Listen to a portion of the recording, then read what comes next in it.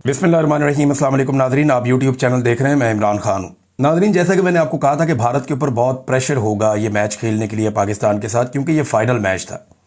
जिन तीन खिलाड़ियों के ऊपर भारत का बड़ा भरोसा था, उनके दोनों ओपनर्स और उसके अलावा एक उनका सूर्य कुमार यादव, ये तीनों बुरी तरह नाकाम हो गए और 20 रन के आसपास इनकी विकेटें गिर गई थी। भारत बहुत बुरा खेला, लेकिन इसके बावजूद पाकिस्तान मैच हार गया। पाकिस्तान का प्रॉब्लम यह था कि पाकिस्तान पे इल्जाम भी लगा और बिला वजह की एग्रेशन है। टके की गेम नहीं है, बिला वजह की एग्रेशन है कि जनाब मैं बहुत बड़ा प्लेयर हूं। कोई खाना खराब ये कैसी प्लेयर है तुम्हारी, तुम जब भी इंडिया के सामने आते हो तुम्हारी मुंह तुम्हारा उतर जाता है, टांगे तुम्हारी कांपना शुरू हो जाती हैं। ये ग्राउंड में एक्शन नहीं लगाने, जहाज जो है वो एयरफोर्स गिरा लेगी। तुम्हें ग्राउंड में भेजा खेलने के लिए, ये ड्रामे करने के लिए नहीं भेजा। अगर ग्राउंड में ड्रामे करने होते तो चाहत फतेह अली खान साहब को भेज देते हम कि जाए जरा इनका जाके चेता लगाए, या 4 कॉमेडियन पाकिस्तान से उठा के उन्हें कहते जाओ जाके इंडिया का चेता लगाओ, वहां पे वो लगा देते। आपको चेता लगाने नहीं भेजा था, आपको क्रिकेट खेलने भेजा था। जलील करवा के रख दिया पाकिस्तानी क्रिकेट टीम को पूरी दुनिया के अंदर। पूरा पाकिस्तान इसके साथ जुड़ा हुआ होता है। इनको फिटे मुंह से ज्यादा बंदा कुछ और कह भी नहीं सकता जो इन्होंने हालत की हुई है। अंदर से तो बड़ी बड़ी बातें निकल रही हैं, लेकिन मैं कंट्रोल कर रहा हूं। इन्होंने पूरी पाकिस्तानी कौम का इन्होंने दिल तोड़ा बेशर्मों ने। और मोहसिन नकवी ऐसा चौड़ा होकर बैठा हुआ पीसीबी के ऊपर। जब पाकिस्तान में दहशतगर्दी होती है, हालात खराब होते हैं, तो ये चेयरमैन पीसीबी बन जाता है।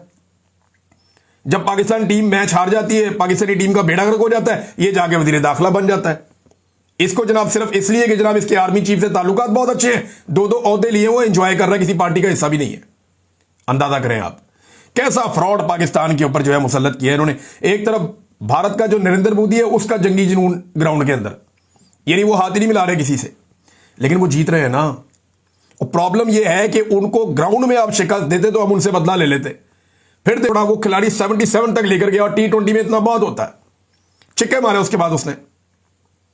ये इनके हालात हैं। इमरान खान साहब ने कहा था कि इज्जतदार आदमी मुस्ताफी हो जाता, लेकिन मोहसिन नकवी इस्तीफा नहीं देगा। वो जिस ओहदे पर गया बेड़ा गर्क किया उसने, ये इमरान खान साहब ने कहा। मोहसिन नकवी ने क्रिकेट बर्बाद कर दी और इसके हैंडलर ने मुल्क को बर्बाद कर दिया इस वक्त। और इंडिया ने फिर इसके हाथ से ट्रॉफी भी नहीं ली। अच्छा, ये और एक इंडिया का बचपना आप चेक करें। भाई तुमने क्रिकेट खेल रहे हो, ग्राउंड के अंदर हो, अगर इतना जंग लड़ने का शौक है तो फिर लड़ दो जंग। वहां तुम्हें पता तो चल गया कि जंग कैसे लड़ते हैं। पाकिस्तानी कौम कैसी सीसा पिलाई हुई सामने आके खड़ी हो जाती है। फौजियों के साथ आम लोग निकल आते हैं, बंदूकें लेके तुम्हारे ड्रोन गिरा रहे थे। वो पाकिस्तानियों की पसली जंग लड़ने में कुछ और है, लेकिन ग्राउंड है भाई, यहां क्रिकेट हो रही है, ट्रॉफी लेनी है, तुमने ले लो मोहसिन नकवी से, क्या फर्क पड़ता है।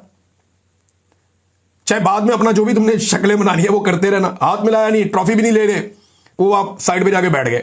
मोहसिन नकवी साहब 20 मिनट वहां खड़े रहे, आओ जी ट्रॉफी लो, मैं नहीं किसी और को। उन्होंने कहा जी वो एक और बंदा है, वो कोई अरबी है, उसके ऊपर राजी हो गए, जनाब ये है ट्रॉफी दे दे। उन्होंने कहा जी वो नहीं, मोहसिन नकवी साहब अड़ गए, कहते जी मैं ही दूंगा। उन्होंने ट्रॉफी नहीं ली, उन्होंने जो है मसनूई ट्रॉफी पकड़ के ना तो ऐसे नाचते नाचते तो एंजॉय करना शुरू हो गए। और इंडियन फैंस क्योंकि वहां स्टेडियम में मौजूद रहे, पाकिस्तानी फैंस तो मैच जब हार गए तो बेइज्जती करवाने के लिए वहां रुकना था। पाकिस्तानी फैन निकल गए बाहर, पाकिस्तानी टीम भी जल्दी चली गई, वो वहां सेलिब्रेशन करते रहे इंडियन फैंस। उन्होंने फिर मोहसिन नकवी साहब की भी और पाकिस्तानी टीम के साथ भी उन्होंने ज्यादती की फैंस ने, इंडियन फैंस ने। और वो वही करते, अगर पाकिस्तान जीता तो पाकिस्तान भी यही करता। लेकिन उसके लिए जीतना जरूरी था, और जीतने के लिए हौसला होना चाहिए, हिम्मत होनी चाहिए, दुरुस्त फैसले करने चाहिए, दलेरी के साथ ग्राउंड में आना चाहिए, कोई क्रिकेटिंग सेंस आपको होनी चाहिए। वो जितने भी क्रिकेट के एक्सपर्ट हैं वो सारे कह रहे हैं कि यार ये एक ह्यूमिलिएशन है, ये एक तजलील करवाई है इन्होंने पाकिस्तान की, जैसे इन्होंने ये मैच खेला है बदकिस्मती से। इमरान खान साहब ने कहा था ना इनके जीतने का एक ही तरीका, तो वो एक ही तरीका अब लगता है कि मोहसिन नकवी और आसिम मुनीर साहब खेलने जाएं ओपनर। एक तरफ कादी फायद ईसा जो है वो अंपायर हो, एक तरफ सिकंदर सुल्तान राजा अंपायर हो, और जस्टिस डोगर जो है इस्लामाबाद हाई कोर्ट वाले वो थर्ड अंपायर हो। फिर ही पाकिस्तान मैच जीत सकता है। इनको ऐसे आप खिलाएंगे तो ये जीतेंगे, अदरवाइज ये नहीं जीतने के। इमरान खान साहब ने पहले कह दिया था, वो मामला वही साबित हो रहा है। अब नाज़रीन, आज़ाद कश्मीर में आज एक बड़ा सख्त दिन है और पुलिस की बड़ी तैयारियां हैं, सिक्योरिटी फोर्सेज वहां पे पहुंचाई गई हैं। रात के वक्त आज़ाद कश्मीर से जो चीज़ें रिपोर्ट हो रही थी वो ये थी कि हॉस्टल्स के अंदर मुख्तलिफ जगहों पे जहाँ पे नौजवान हो सकते हैं, मुख्तलिफ इलाकों के अंदर छापे मारे जा रहे थे। पुलिस जा रही थी, जगह जगह अपने मोबाइल ऑन करके चेक करते थे कोई वाईफाई तो नहीं चल रहा, वाईफाई बंद करवाए जा रहे हैं। वाईफाई की जो डिवाइसेज हैं वो उठाई जा रही हैं ताकि इनके पास चलाने के लिए वाईफाई भी ना हो, लोग किसी तरह से फुटेज बाहर ना निकाल सकें, लोग किसी तरह से मालूमात आज़ाद कश्मीर से बाहर ना पहुंचाएं बिजली बंद करेंगे, इंटरनेट बंद करेंगे, बेशुमार चीज़ें वहाँ पुलिस ने, सिक्योरिटी फोर्सेज ने प्लान की आज़ाद कश्मीर में। दूसरी जानिब जो आज़ाद कश्मीर के लोग हैं वो भी निकलना शुरू हो गए और बहुत सारे लोग जो हैं वो रात के वक्त बाहर आना शुरू हो गए। कश्मीरियों ने रात 12 बजे सड़कों पर निकलकर सारा कश्मीर बंद करने का नारा बुलंद कर दिया और जो नौजवान है इनमें बड़ी तादाद नौजवानों की है। नौजवान बड़े तगड़े होके आ रहे हैं और सूरत हाल कशीदा होती चली जा रही है। ये कह रहे हैं जी हम पूरा कश्मीर बंद करेंगे आज के दिन में। मसला क्या है? जो पहला मसला है वो खुद मुख्तारी का है। वो कश्मीरी कहते हैं जी उनको खुद फैसले करने का इख्तियार नहीं दिया जाता, उन पर गैर मुंतखब नुमाइंदे एस्टेब्लिशमेंट लाके मुसल्लत कर देती है बाहर से। 12 बंदे एस्टेब्लिशमेंट ले आती है और यहां से थोड़े से मैनेज करती है और फिर अपनी मर्जी की कानून साजियां करवाती है, अपनी मर्जी के फैसले करवाती है, अपनी मर्जी की हुकूमत बनाती है, अपनी मर्जी की हुकूमत गिराती है। वो कहते हैं जी ये सिलसिला बंद करो, क्योंकि यहां पे सारी तरजीहात एस्टेब्लिशमेंट की चलती हैं। तो एक तो एस्टेब्लिशमेंट के किरदार का वो खात्मा चाहते हैं आज़ाद कश्मीर के मामलात में, प्रोटोकॉल कल्चर का वो खात्मा चाहते हैं। वो कहते हैं जी हमारे हुकूक हमें दिए नहीं जाते, चाहे वो एनर्जी के मामलात हों, चाहे वो फूड के मामलात हों या दीगर मामलात हों। ब्यूरोक्रेसी जो है वो हद तक हमें सलूक करती है उनके साथ, इसकी भी उनको बहुत तकलीफ है। एक कॉलोनियल सोच के तहत आज़ाद कश्मीर के लोग कहते हैं जी हमारा एरिया चलाया जा रहा है। फिर तरक्याती काम वहां पे नहीं हो रहे, तालीम का, सेहत का म्यार, करप्शन का खात्मा, ये बेशुमार चीजें हैं जिनसे वो कहते हैं जी कि हमें बहुत बहुत परेशान किया गया। और इसकी देखें उनके शऊर का लेवल अलग है। उसकी वजह क्या है? आज़ाद कश्मीर के बेशतर लोग बैरून मुल्क में रहते हैं और उनमें से ज्यादातर लोग मगरबी ममालिक में रहते हैं। तो उन्हें समझ आया कि गवर्नेंस का सिस्टम होता क्या है। रियासत अवाम की नौकर होती है, यानी रियासती इदारे जो है वो अवाम के नौकर होते हैं, वो अवाम के लिए काम करते हैं। अवामी हुकूक होते क्या, उन्हें पता चल गया। अब वो चाहते हैं कि वैसे अवामी हुकूक उन्हें मिल जाए आज़ाद कश्मीर में। अब पाकिस्तान की एस्टेब्लिशमेंट तो नहीं देती, उन्हें तो गुलाम चाहिए और वो लोगों को गुलाम रखना चाहते हैं। ये है असल फड्डा। और आज मैं आपको रिपोर्ट करूंगा अगले वीलॉग में कि आज़ाद कश्मीर में क्या हुआ और मामला कहां तक पहुंचा। क्या आज़ाद कश्मीर के लोग कामयाब होंगे, क्योंकि ये अवामी एक्शन कमेटी बहुत तगड़ी है, ये कामयाब होगी या एस्टेब्लिशमेंट कामयाब होगी, आज फैसला होगा या चंद दिन और लगेंगे, ये चीजें हम आपको रिपोर्ट करते जाएंगे। नाज़रीन, एस्टेब्लिशमेंट और नून लीग का एक झूठ पकड़ा गया। आजकल दोनों इकट्ठे ही हैं। तो इन्होंने जनाब अपनी तरफ से एक पोस्ट चलाई और अपने चैनल्स को इस्तेमाल किया। उसमें उन्होंने कहा जी हमने फैक्ट चेक किया है कि ये जो तस्वीर लगाई गई हैं सोशल मीडिया के ऊपर ये जाली हैं और ये आर्टिफिशियल इंटेलिजेंस से बनाई गई हैं। और इस तस्वीर में क्या था कि आसिम मुनीर ने और शहबाज शरीफ ने ऐसे हाथ बांधे हुए हैं, ट्रंप के सामने ऐसे हाथ बांध के खड़े हैं। तो इसके अंदर तनकीद ये की गई यार ट्रंप के सामने आप हाथ बांध के खड़े हैं और यहां पे आप पाकिस्तान के अंदर आपका रवैया कुछ और होता है। जिन लोगों ने आपको तनख्वाह देनी होती है, जिन लोगों के पैसों के ऊपर आप अपने और अपनी फैमिलियों को पालते हैं, जिन लोगों के आप मुलाजिम हैं, उनके सामने आप डंडा उठाते हैं और ट्रंप के सामने आप हाथ बांध के खड़े होते हैं। तो ये तनकीद हो रही थी। तो इस पे उन्होंने कहा जी कि आर्टिफिशियल इंटेलिजेंस की ये तस्वीर है और ये हम साबित कर देते हैं तो ये और वो। अब इस पे अजहर मशवानी साहब ने ये प्रोपेगेंडा उनका एक्सपोज कर दिया, उल्टा नून लीग का। और अच्छा, खुद वो कह रहे हैं कि हम प्रोपेगेंडा एक्सपोज कर रहे हैं। अजहर मशवानी साहब ने बताया जनाब कि ये ऑफिशियल फोटोग्राफ्स हैं व्हाइट हाउस की, और ये मैं लिंक भी आपको दे रहा हूं। उन्होंने लिंक भी साथ जारी कर दिया कि व्हाइट हाउस का लिंक भी आ गया। आप लिंक के अंदर देख लें, कोई शर्म कर लो।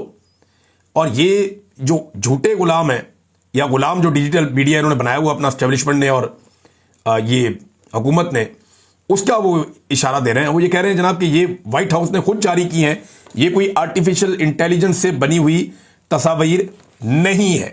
शहबाज शरीफ साहब दावा करते हैं जनाब खारजा पॉलिसी में उनको बहुत बड़ी कामयाबी हो गई।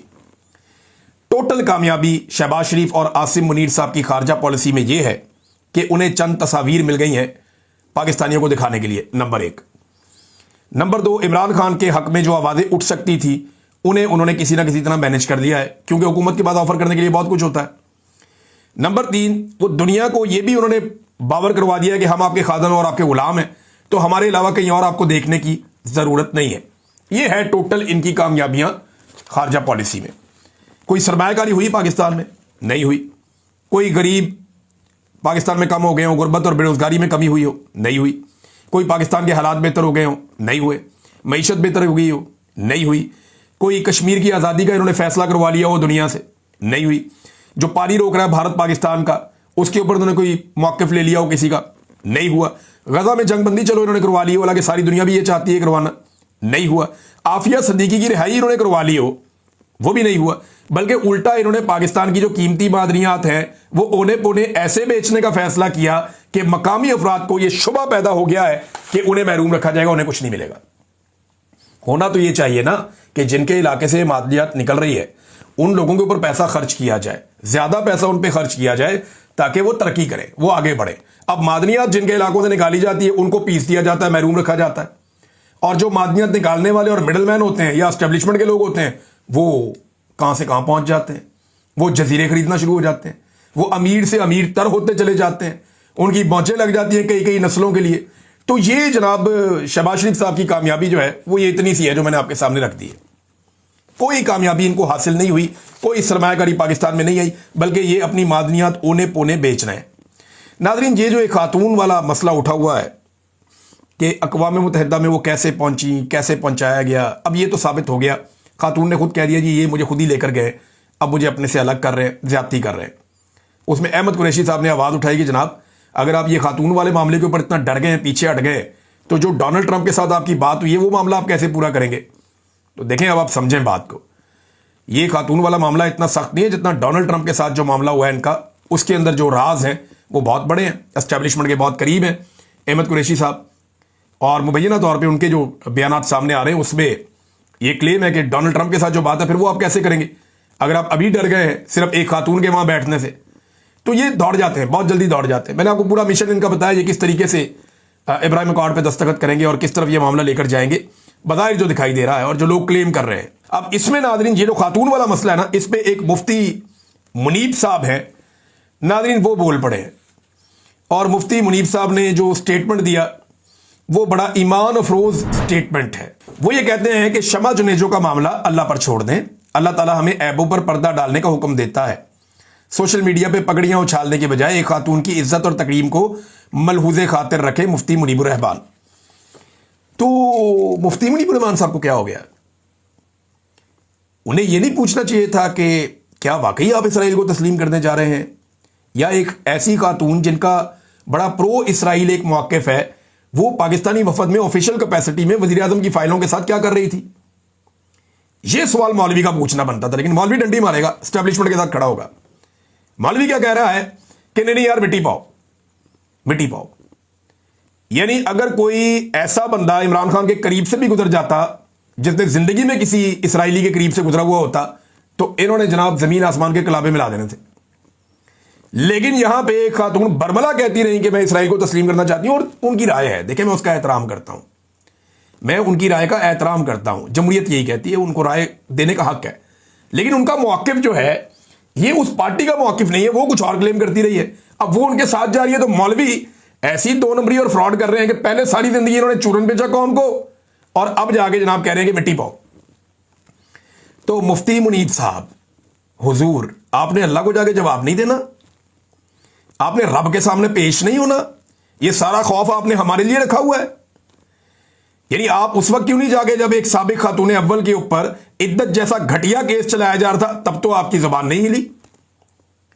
जब खवातीन को जबरी तौर पे गिरफ्तार करके थानों के अंदर घसीटा जा रहा था, तब तो आपकी जबान नहीं हिली। जब चादर और चार दीवारी का तकद्दुस बार बार पामाल किया जा रहा था, तब तो आपकी जबान नहीं खुली। जब बहनों बहुओं और बेटियों को अगवा किया जा रहा था, बीवियों को अगवा किया जा रहा था एक गैर आईनी तरमीम करवाने के लिए, तब तो आपका मुंह नहीं खुला। और अब आप उठ के बोलना शुरू हो गए हैं एक ऐसे मामले पे जिस पे आपने कौम को दूसरा चूरन हमेशा बेचा कि जनाब हम कभी इसराइल को तस्लीम नहीं होने देंगे, हम फलस्तीनियों के साथ एक कहानियां तुसी सुनाइया ने। जब आपने ये वाला चूरन बेचा तो अब वो बात सामने आई तो आप कह रहे मट्टी डाल दो। मैं ये कहूं ना तो ठीक है, बनता भी है, लेकिन आपने कौम को चूरन बेचा हुआ है। और अभी जब इतना जुल्म और ज्यादती हुई है कि औरत सिर्फ यही एक है, पाकिस्तान तहरीक इंसाफ से ताल्लुक रखने वाली खवातीन औरतें नहीं है जिनको अभी तक जेलों में बेगुनाह बंद किया हुआ है। एक एक औरत पे 12-12 मुकदमे बना दिए। वो एक ही जगह हो सकती है ना, 12 जगह पे तो नहीं हो सकती। एक औरत लाहौर में है, उसके ऊपर 4 शहरों में और मुकदमे हो गए। अभी जिस तरह पूरे के पूरे निजाम ने मिलकर फलक जावेद को गिरफ्तार किया, आपको नजर नहीं आया वो कि 24 घंटे तक पता ही नहीं चला वो है कहां पे? उस वक्त तो आपका कोई स्टेटमेंट नहीं आया। तो मुफ्ती मुनीब साहब, अच्छी बात यह है कि मेरा अल्लाह रब्बुल इज्जत आखिर में हर एक को एक्सपोज कर देता है, और आप अपने करियर के इख्तिताम में बहुत बुरी तरह एक्सपोज हुए, बहुत बुरी तरह। लोगों को अब नजर आ रहा है कि आपने किस किस्म का मुनाफिकाना रवैया इख्तियार किया है। अल्लाह ताला आपको माफ करे और अल्लाह ताला हम सब पे अपना रहम करे। अब तक के लिए इतना ही, अपना ख्याल रखिएगा, अपने चैनल का भी। अल्लाह हाफ़िज़।